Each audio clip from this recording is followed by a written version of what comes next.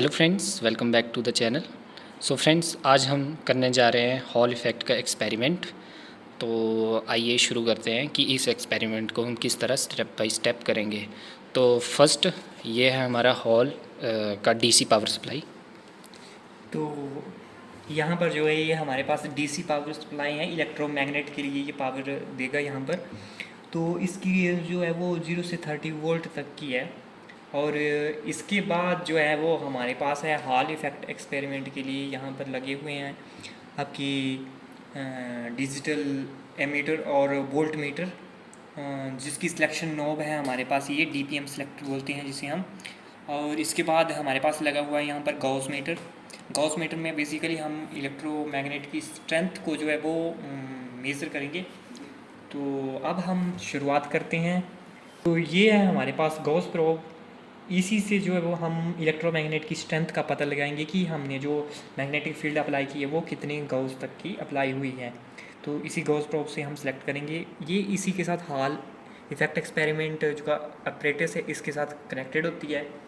तो इसको हम ऐसे यहाँ पर इसके साथ अटैच करके यहाँ पर जो है इसकी मैग्नेटिक फील्ड की रीडिंग को चेक करेंगे। तो इसको बिल्कुल सेंटर में रखना है इलेक्ट्रोमैग्नेट के।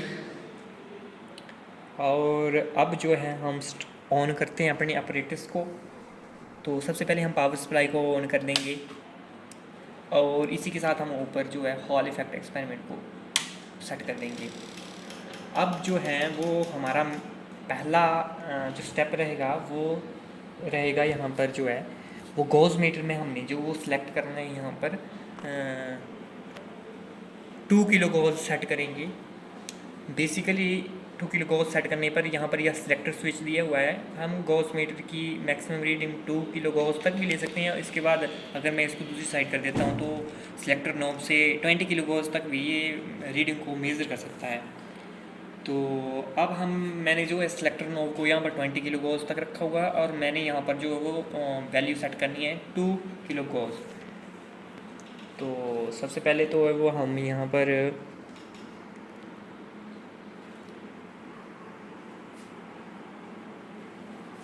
गॉस प्रॉब को जो है वो अच्छी तरह से सेट कर लेंगे। अब जो है वो हम यहाँ से नीचे पावर सप्लाई को बढ़ाएंगे और ऐसे एडजस्ट करेंगे कि हमें ऊपर जो है यहाँ पर 2 किलो गॉस मिल जाए। तो इसके लिए मैं धीरे धीरे यहाँ से वोल्टेज को बढ़ाऊँगा और यहाँ पर जो है वो करंट को भी बढ़ाऊँगा। तो करंट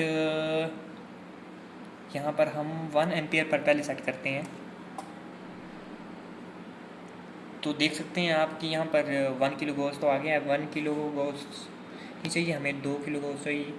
तो यहाँ पर वोल्टेज को धीरे धीरे बढ़ाएंगे हम। तो आप देख सकते हैं कि हमने डिजिटल गॉस मीटर में 2 किलो गॉस पर जो है वो वैल्यू को सेट कर लिया है। ये है digital gauss meter by adjusting the voltage and current. तो अब जो है हम इसको जो है वो मैग्नेटिक फील्ड को यहाँ पर कांस्टेंट रखेंगे और ये हमारा गॉस प्रोब जो है वो इसको मेज़र कर रहा है। तो अब हमारा दूसरा स्टेप रहेगा यहाँ पर कि इस गॉस प्रोब को हम यहाँ से हटा लेंगे और इसको वैसे ही बंद कर देंगे, ये टूट ना जाए। अब जो हमारा नेक्स्ट स्टेप रहेगा यहाँ पर वो हॉल प्रोब को कनेक्ट करना रहेगा यहाँ पर। अब हम इस हॉल प्रोब को इसके सेंटर में रखेंगे। बेसिकली ये जो हॉल प्रोब है इसी में हमारा क्रिस्टल लगा होता है। तो यहाँ पर इस हॉल प्रोब में हमारे पास जर्मेनियम क्रिस्टल लगा हुआ है, जिसमें इस क्रिस्टल के ऊपर परपेंडिकुलर वोल्टेज और परपेंडिकुलर करंट अप्लाई किया हुआ है। तो यहाँ पर ये वोल्टेज और करंट यहाँ अप्लाई किए हुए हैं इसके ऊपर। और यहाँ पर हम देख सकते हैं कि इसकी विड्थ जो है, ये विड्थ आपने नोट डाउन कर लेनी है क्योंकि ये जो है हमारी कैलकुलेशन के टाइम यूज़ होगी। तो इसकी विड्थ यहाँ पर दी हुई है 0.65 mm एंड ये दिया हुआ हमें एन टाइप सेमीकंडक्टर दिया हुआ है। तो बेसिकली यही हमने जो है कैलकुलेट करना, मतलब चेक करना है और इसका हॉल कोफिशिएंट भी निकालना है। अगर हॉल कोफिशिएंट हमारा नेगेटिव आया, हर एच की वैल्यू हमारी नेगेटिव आई, तो वो जर्मेनियम के मतलब एन टाइप सेमीकंडक्टर होगा, वहाँ से हमें पता लग जाएगा। तो यही हम यहाँ पर वेरीफाई करेंगे और इसी में से जो है वो हम RH की वैल्यू कैलकुलेट करेंगे। तो बेसिक जो हमारा यहाँ पर अब रहेगा ये कि सबसे पहले जो वो हमने इस होल प्रो को जो वो एक्सपेरिमेंटल सेटअप्स के साथ कनेक्ट करना है। तो यहाँ पर देख सकते हैं हमें आइडेंटिफिकेशन के लिए वोल्टेज के लिए यहाँ स्टिकर लगाए हुए हैं इसके साथ। तो वोल्टेज का पॉजिटिव के साथ कनेक्ट करना है, नेगेटिव के साथ। सिमिलरली करंट का पॉजिटिव के साथ एंड नेगेटिव के साथ हमने कनेक्ट करना है। तो अब हमारा दूसरा स्टेप ये रहेगा कि इस गॉस प्रोब को हम यहाँ से हटा लेंगे और इसकी जगह पर जो है वो अब हम यहाँ पर इस जो हॉल प्रोब को है इसको सेंटर में सेट करेंगे बिल्कुल। तो ये मैंने यहाँ पर इसको सेट कर दिया है यहाँ सेंटर में बिल्कुल। देख सकते हैं आप कि यहाँ पर मैंने बिल्कुल सेंटर में इसको सेट कर दिया है। तो अब होगा ये कि जो मैग्नेटिक फील्ड लाइन है वो इसको पेनिट्रेट करके जाएगी और वोल्टेज और करंट तो हमने अप्लाई किए ही हुए हैं।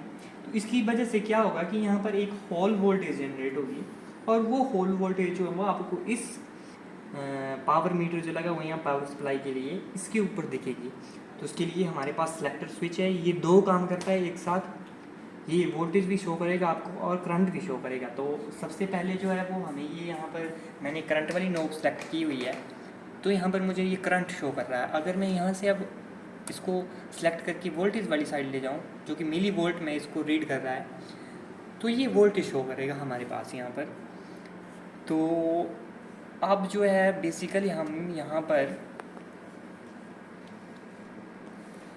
रीडिंग जो लेंगे वो रीडिंग रहेगी हमारी करंट वर्सेस वोल्टेज के बीच में। करंट वर्सेस वोल्टेज के बीच में हमारी रीडिंग रहेगी।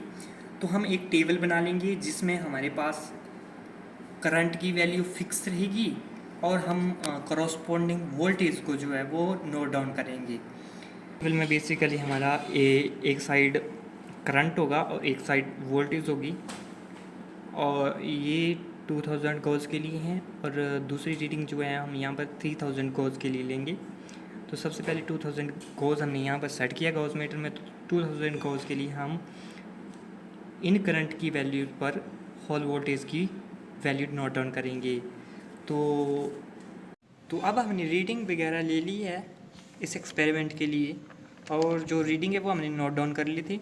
बेसिकली हमारे पास जो था वो जर्मेनियम क्रिस्टल था एन टाइप। तो हमारी वोल्टेज की वैल्यू जो यहाँ पर नेगेटिव आई हुई है। तो ये है हमारी 2000 गॉस के लिए और ये वैल्यूज़ हैं हमारी 3000 गॉस के लिए। तो इसी के लिए जो है अब हमने यहाँ पर ग्राफ बना लिए हैं और ग्राफ में जो है वो ये वाली लाइन जो है ये हमारी 2000 गॉस के लिए थी और ये वाली लाइन जो थी वो हमारी 3000 गॉस के लिए आई है। तो ग्राफ में से हम बेसिकली अब यहाँ स्लोप की वैल्यू कैलकुलेट करके लिख लेंगे।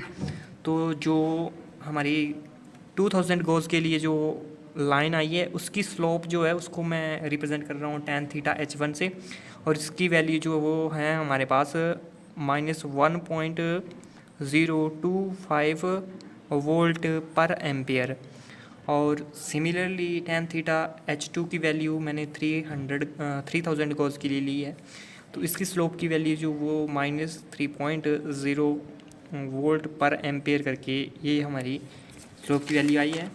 अब जो है और थिकनेस हमारे पास यहाँ पर 0.65 थी, ये हमें दी हुई थी और यही लैब मैनुअल में हमें इसकी कंडक्टिविटी की वैल्यू दी हुई थी, सिग्मा की वैल्यू 10 साइमन पर मीटर। अब नेक्स्ट स्टेप में हमारी कैलकुलेशन रहेगी। तो कैलकुलेशन में जो है वो हॉल कोफिशिएंट के लिए हम फार्मूला यूज़ करेंगे T/By into tan theta h1, जहाँ ये जो है हमारी स्लोप रहेगी लाइन की और ये थिकनेस रहेगी T और B जो है वो मैग्नेटिक फील्ड जो हमने अप्लाई की थी वो रहेगी। तो यहाँ पर पूरी कैलकुलेशन परफॉर्म करने के बाद ये हमारी लाइन 1 के लिए 2000 गॉस के लिए वैल्यू आ गई RH1 की और ये सिमिलरली RH2 की वैल्यू आ गई, ये हमारी 3000 गॉस के लिए आ गई है। और फिर हमने इसका मीन फाइंड आउट कर लिया है। और मीन फाइंड आउट करने के बाद ये हमारी RH की वैल्यू जो वो फाइन आ चुकी है। और इसके बाद जो है हम कैरियर डेंसिटी की वैल्यू कैलकुलेट करेंगे। तो कैरियर डेंसिटी के लिए हमारे पास फार्मूला होता है N is equal to 1/RH into Q. तो क्योंकि हमारे पास RH नेगेटिव आया तो इससे हमें पता लग गया है कि इलेक्ट्रॉन जो वो मेजॉरिटी चार्ज कैरियर हैं। तो यहाँ पर जो हमारी चार्ज की वैल्यू है वो नेगेटिव में डालेंगे हम -1.6 इंटू 10⁻⁻19 कूलम। तो पूरी कैलकुलेशन करने के बाद जो वो N की वैल्यू हमारे पास पॉजिटिव आ जाएगी। अब हम कैरियर मोबिलिटी कैलकुलेट करेंगे। तो कैरियर मोबिलिटी के लिए जो हमारे पास फॉर्मूला होता है mu is equal to mod of RH into sigma. तो RH जिससे हमारे पास नेगेटिव आया तो मोड में डालने के बाद यहाँ पर पॉजिटिव हो जाता है। और सिग्मा की वैल्यू हमारे पास 10 साइमन पर मीटर थी। तो इसकी वैल्यू पुट करने के बाद जो है हमारे पास म्यू की वैल्यू जो वो पॉजिटिव में आ जाती है 0.492 10⁻, एंड ऐसे हमारा एक्सपेरिमेंट जो वो पूरा होता है। आई होप कि आपको ये वीडियो अच्छी लगी होगी। तो लाइक करिए, सब्सक्राइब करिए और शेयर भी करिए।